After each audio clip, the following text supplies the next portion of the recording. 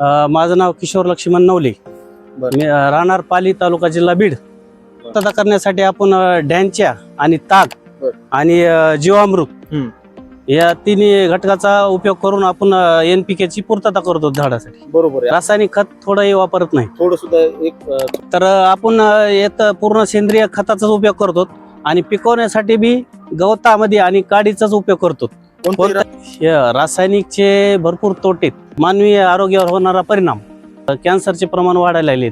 बरेच लेंडी खत आणि शेणखत आणि मळी, ऊसाची मळी बरोबर, हे तिन्ही खताचा उपयोग करतो आपण सेंद्रिय म्हणून. बरोबर. त्यासाठी आपण दशपर्णी अर्क आणि ताक आणि अंड्याचा ह्याचा उपयोग केलेला आहे.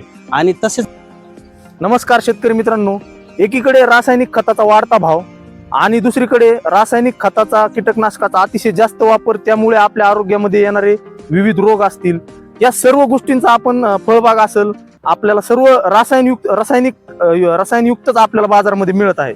परंतु आज आपल्यासोबत एक प्रगतशील शेतकरी आहेत, ज्यांनी त्यांची जी आंब्याची, केसर आंब्याची बाग आहे ती पूर्णपणे नैसर्गिक शेतीवर त्यांनी उभा केलेली आहे. कशा पद्धतीनं बागेचं ते आंबा फळबागेचं व्यवस्थापन करतात, त्यांनी कसल्याही प्रकारचा रासायनिक खताचा, रासायनिक कीटकनाशकाचा कुठलाच वापर केला नाही आणि नैसर्गिकरित्या ही बाग अतिशय सुंदररित्या त्यांनी डेव्हलप केलेली आहे, मॅनेजमेंट त्याचं केलेलं आहे. आणि सर स्वतः कृषी अधिकारी देखील आहेत, तर आपल्याला ते एकदम सखोल माहिती सांगतील की कशा पद्धतीनं त्यांनी हे व्यवस्थापन केलंय. तर आपण मुलाखतीला सुरुवात करूयात. तर नमस्कार साहेब. नमस्कार. सर्वप्रथम आपलं नाव सांगा. माझं नाव किशोर लक्ष्मण नवले. मी राहणार पाली, तालुका, जिल्हा बीड. आता सर, ही जी तुमची इथं फळबाग आहे आंब्याची, आता हे किती क्षेत्र आहे तुमचं? हे टोटल 1.5 एकर आहे. 1.5 एकर. आणि लागवड कशी, सघन लागवड आहे? हो, सगळं लागवड आहे. 10 बाय 10 फूट अंतरावर आहे. बरोबर. किती झाड आहे टोटल आता? टोटल आपले 400 झाड आहेत. 400 झाड आहेत. बरं, आता मला सांगा तुम्ही, आता किती वर्षात झाली तुमची आता बाग? आता हिला 4 वर्ष कंप्लीट झाली. 4 वर्ष झालेले. बरोबर आहे. आता जे तुम्ही जे आता समजा नैसर्गिकरित्या तुम्ही ही बाग पूर्णपणे आणलेली, तुम्ही जीवामृताचा देखील वापर करतात, तुम्ही सांगितलंय मला सुरुवातीला. आता मला सांगा, आपण नैसर्गिकरित्या ज्यावेळेस शेतीकडे वळतो, त्याचा अवलंब करतो, तर इतर जे रासायनिक खत जे पूर्तता करतात जमिनीतून, NPK असेल किंवा इतर अन्नद्रव्य, मग त्याची पूर्तता करण्यासाठी तुम्ही कसं नियोजन केलं?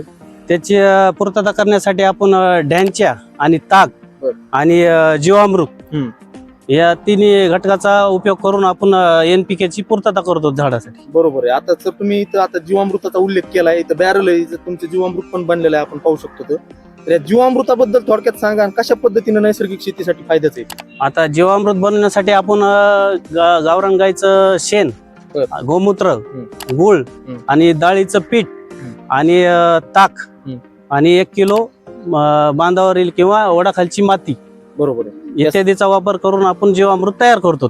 आणि हे जीवामृत हे पूर्ण आपण झाडाच्या रिंग पद्धतीने देतो. प्रति झाड 1 ते 2 लिटर देतो, या प्रमाणात देतात. आणि सर, किती दिवसांनी देतात तुम्ही हे? प्रत्येक आपण 1 महिन्याला देतो.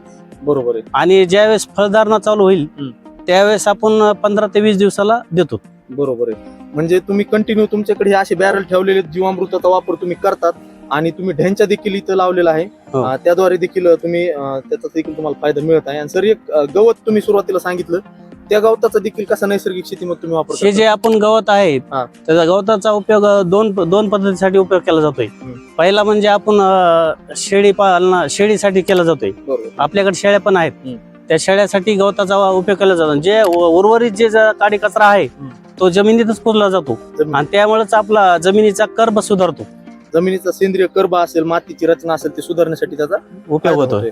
बरोबर आहे. आणि सर, आता जे इथं तुम्ही मागे म्हणलात की खत जे आहे ते तुम्ही लेंडी खताचा देखील इथं वापर केलेला आहे. हो, लेंडी खत आणि शेणखत आणि मळी, ऊसाची मळी. बरोबर. हे तिन्ही खताचा उपयोग करतो आपण सेंद्रिय म्हणून. बरोबर. रासायनिक खत थोडंही वापरत नाही. थोडं सुद्धा रासायनिक खताचा वापर नाही. आता सर, हे झालं खताबद्दल बरं का. तुम्ही पूर्णपणे नैसर्गिकरित्या कमी खर्चातला वापर केलेला आहे आणि त्याच्या जोरावर तुमची आंब्याची बाग आहे सध्या. परंतु जे आता कीटकनाशक आहेत किंवा बुरशीनाशक आहेत, त्याच्याऐवजी तुम्ही रासायनिक जे असतात त्याच्या पर्याय म्हणून तुम्ही काय याचा वापर केला? त्याच्यासाठी आपण दशपर्णी अर्क आणि ताक आणि अंड्याचा ह्याचा उपयोग केलेला आहे. आणि तसेच आपण यामध्ये काही झेंडूचे फुलं लावले आहेत, पण आता काही खराब झाले आहेत, आता नवीन लागवड करायची. झेंडूच्या फुलामुळं एक तर दुसरा पहिला फायदा होतो परागीकरणासाठी, त्याचे फळ सेटिंगसाठी. बरोबर. आणि दुसरा त्यामुळे कीड रोगराई बी कमी येते, त्याची बरोबर. मदत होती आपल्याला. बरोबर आहे. आता सर तुम्ही पूर्ण तुमची नैसर्गिकरित्या बाग इथं आंब्याची अतिशय सुंदर तुमचा बाग डेव्हलप झालेला आहे. आता मला एक सांगा, रासायनिक शेती किंवा रासायनिक फळबाग न करता तुमच्या डोक्यात हे कसं आलं, म्हणजे नेमकं तुम्हाला आयडिया आली याची? हे रासायनिकचे भरपूर तोटे आहेत. त्याच्यातला पहिला तोटा म्हणजे मानवी आरोग्यावर होणारा परिणाम, हे सगळ्यात मोठा. ह्यामुळेच कॅन्सरचे प्रमाण वाढायला लागलेत, बरेच रोगराई इतर प्रकारचे बी वाढायला लागले. त्यामुळं त्यापेक्षा काहीतरी वेगळं करावा म्हणून हे डोक्यामध्ये कल्पना आली.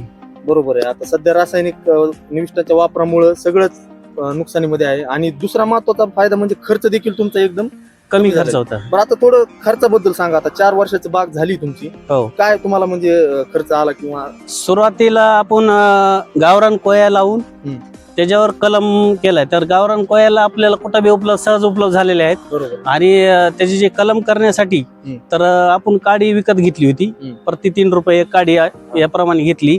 आणि त्याच्या कलम बांधण्यासाठी आपण 10 रुपये खर्च, म्हणजे एकूण 13 रुपये प्रति कलम खर्च आलेला आहे कलम बांधणीसाठी. बरोबर. आणि त्यानंतर आपला खत आणि द्रव्य आणि हे शेणखत आणि जीवामृत यासाठी खर्च झाले. हो, त्याच्यासाठी जो नॉमिनल खर्च आहे तेवढा समजा तेवढा जीवामृतासाठी, बाकी तुमच्या घरचंच आहे सगळं. हो, बाहेर तुम्हाला म्हणजे अतिशय कमी खर्चामध्ये तुमची ही बाग आहे. हो, बरोबर आहे. तर सर आता तुमची जी बाग म्हणजे जो आंबा आहे तो विक्रीसाठी देखील उपलब्ध आहे.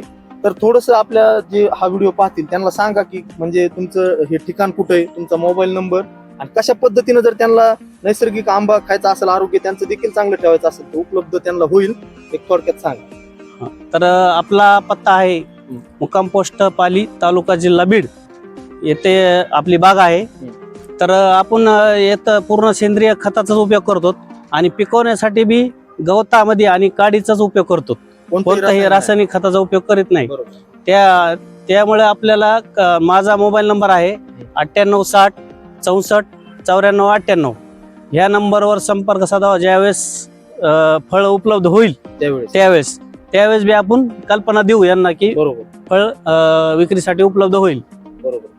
तर सर तुमचे खूप खूप धन्यवाद. शेतकरी मित्रांनो, या पूर्ण मुलाखतीमधून शिकण्यासारखी एक गोष्ट आपल्याकडे आहे की तुम्ही नैसर्गिकरित्या बाग जर आंब्याची केली, आता सरांनी जसे नियोजन केलंय तसं, तुमचा खर्च देखील 90% कमी होत आहे, उत्पन्न देखील शाश्वत आहे, आणि जो तुम्हाला खाण्यासाठी क्वालिटीचा जो आंबा तयार होतो तो देखील नैसर्गिकरित्या तुमच्या आरोग्यासाठी चांगला आहे, तुम्हाला भविष्यासाठी देखील आरोग्यासाठी तो अतिशय चांगला आहे. या गोष्टी आपल्याला मुलाखतीतून शिकायला मिळतात. ज्यांना खरंच हा नैसर्गिक आंबा पाहिजे त्यांनी जसं सरांनी त्यांचा पत्ता आणि मोबाईल नंबर सांगितला, आपण खाली व्हिडिओच्या डिस्क्रिप्शन बॉक्स मध्ये देखील सरांचा नंबर उपलब्ध करून देऊ. अवश्य संपर्क करावा आणि नैसर्गिक आंब्याचा, केसर आंब्याचा स्वाद सर्वांनी घ्यावा ही सर्वांना विनंती. तर सर खूप खूप धन्यवाद, तुम्ही वेळ देऊन आपल्याला योग्य ती माहिती शेतकरी बांधवांना दिली. धन्यवाद.